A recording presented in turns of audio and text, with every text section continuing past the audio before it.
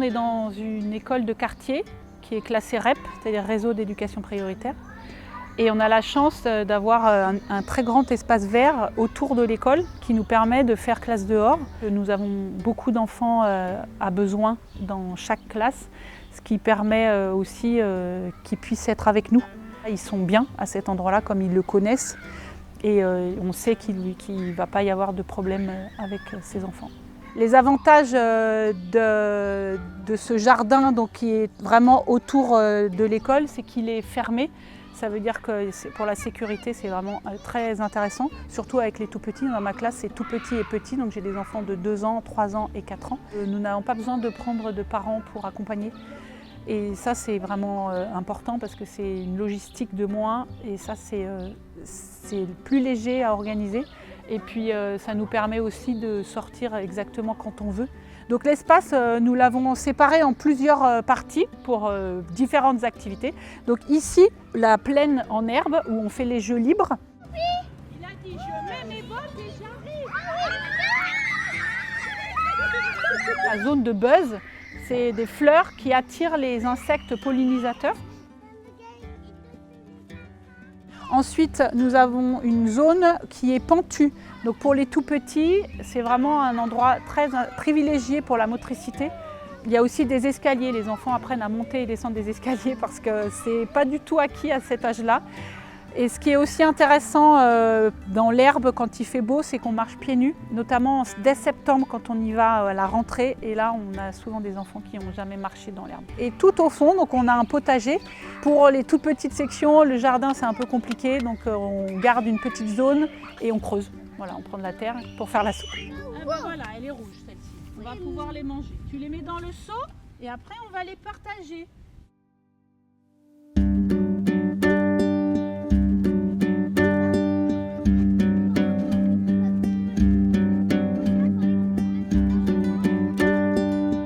On vient à l'école dehors dans cet endroit, c'est l'aire de Gerpine de Gidy. C'est pas très loin de l'école, on peut venir facilement à pied. Et puis c'est bien aussi d'apprendre à marcher un petit peu plus longtemps, donc c'est aussi un apprentissage. On a l'avantage d'avoir des arbres de différentes essences, donc ça c'est plutôt chouette. Il y a les routes qui sont à proximité, elles sont peu passantes et elles permettent de bien marquer la différence de l'école dehors et de l'espace dans lequel ils n'ont pas le droit d'y aller. Après, on a un petit local et on a la clé, ce sont des toilettes. Donc ça, c'est un bel avantage aussi. Dans les premiers temps, c'est apprendre aux enfants quel est l'endroit exact où ils peuvent travailler, courir, jouer. Oui! Alors l'inconvénient, peut-être un manque de bâtons. Les enfants adorent jouer avec les bâtons et c'est aussi du matériel qui nous sert énormément pour faire l'école dehors. Après, on trouve d'autres choses. On a des feuilles pour faire du land art.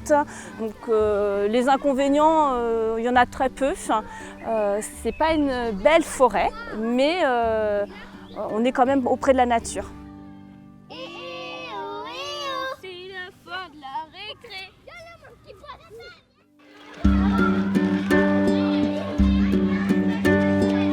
Au démarrage, je voulais partir dans une forêt, évidemment, mais nous sommes en Beauce. Et en Beauce, il y a beaucoup de champs, très peu de bois, et des bois qui sont des petits bois privés, dans lesquels on ne peut vraiment pas accéder. Alors j'ai fait le deuil de la forêt pour me retourner sur ce qu'il y avait autour de moi. Et autour de moi, eh bien, il y a le parc du village.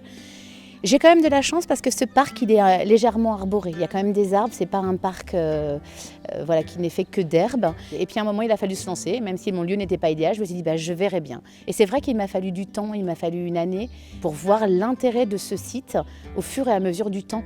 Ça fait 3 ans que je vais sur ce lieu et je continue à découvrir des richesses et des choses que je peux exploiter dans le temps. Donc finalement, un environnement qui nous semble peut-être pas très riche, l'est si on prend le temps de l'observer.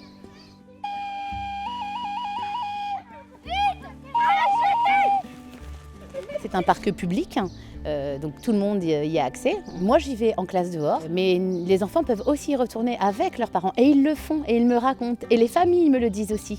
Donc ils investissent ce lieu, et ça, c'est vraiment très important. T'as pique-niqué ici, toi? Waouh, quand même! Alors l'inconvénient, comme c'est un espace public, on ne peut pas aménager. Ça m'a obligée à créer des liens avec la commune. Les enfants ont créé des liens avec la commune et plusieurs fois ils ont écrit au maire, au conseil municipal pour pouvoir demander des aménagements ou demander qu'un espace ne soit pas tondu pour qu'on puisse observer plus de choses, puisque ça reste un parc avec de l'herbe qui est tondue régulièrement. Finalement, la contrainte, elle crée de la richesse aussi parce que ça m'oblige à aller chercher d'autres choses et à créer du lien avec la municipalité.